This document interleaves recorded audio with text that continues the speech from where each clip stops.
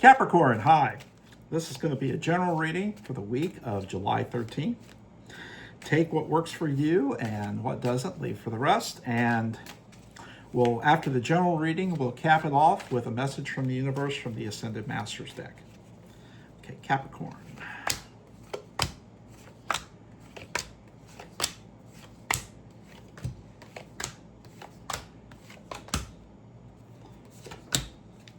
Okay. Your overall card is the Eight of Swords. That's new beginnings. Freedom from ties of the past. Taking control of your life. You know, that has been the theme for most of my readings today. What's going on with all of you out there?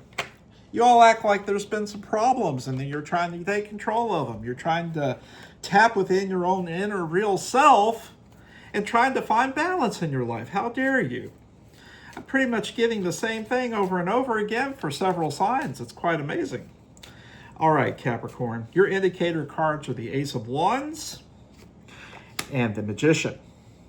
You have the power to create all the good news and passion and growth in your life that you want. Power's yours.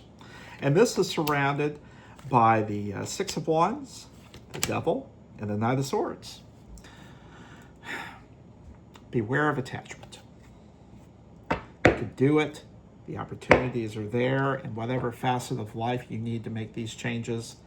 But once you make those changes, let it go and keep going. Don't walk around telling people on the loop what you're doing. Let it go and let it take you down the road. Okay, your environment is the Three of Swords, but it's upside down. A key to this for you is forgiveness. Forgive yourself and forgive anyone who you feel or perceive has wronged you.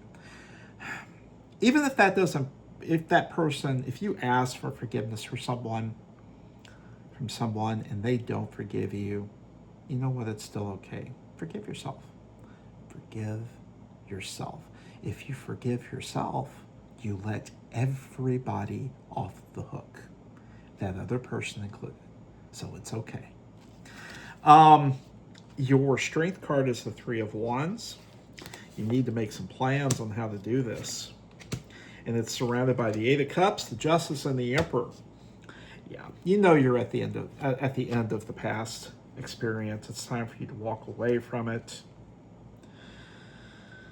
You're going to have to sacrifice to make it happen. And the severity of that sacrifice is, of course, dependent on you. Don't go extreme. Maybe do some baby steps to start off with. Your most recent pass is the Knight of Cups. Yeah, hasn't worked out for you, has it? But you're surrounded by the world, the Ace of Cups, and the Three of Cups. Yeah, it's time to party a little bit. It's time to let go of things. The end is over. There's a lot of happiness and good stuff ahead of you, too. And then your upcoming future is the King of Swords. You have the intelligence to make everything, all your hopes happen for you. It's surrounded by the Lovers, the Temperance card, and the King of Pentacles. Yeah. Some of you are going to have to let go of relationships. Maybe your job, personal, maybe ties with family, things that no longer serve. A great sacrifice is being called upon for you to make, many of you. But choose wisely.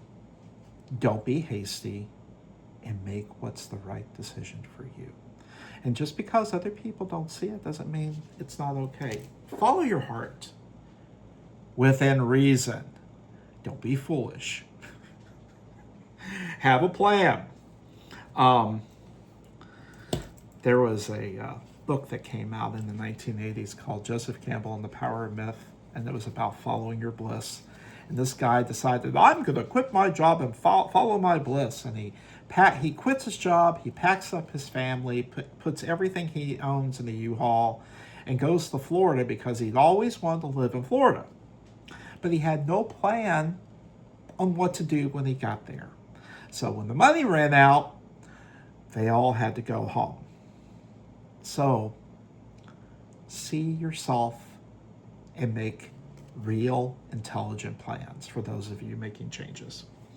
Okay, your attitude about all this is the Nine of Cups. You want your dreams to come true, understandably. And this is surrounded by the Three of Pentacles, the Seven of Swords, and the Four of Pentacles.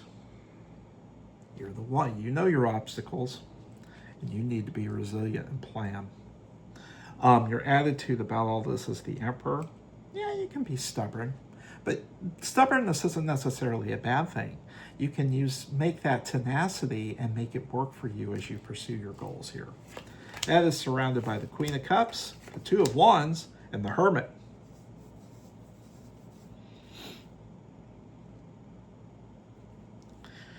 Yeah, there's a couple of paths in front of you. It's the devil you know versus the devil you don't know. Sidebar, spoiler alert, there's no wrong answer, except for the one you don't follow.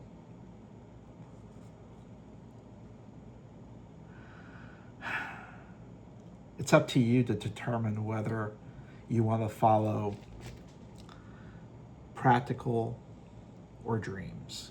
It's entirely up to you. It's not my responsibility which one you pick. Some of you, one of them's the right answer, some of you's the other, but you need to pick a path.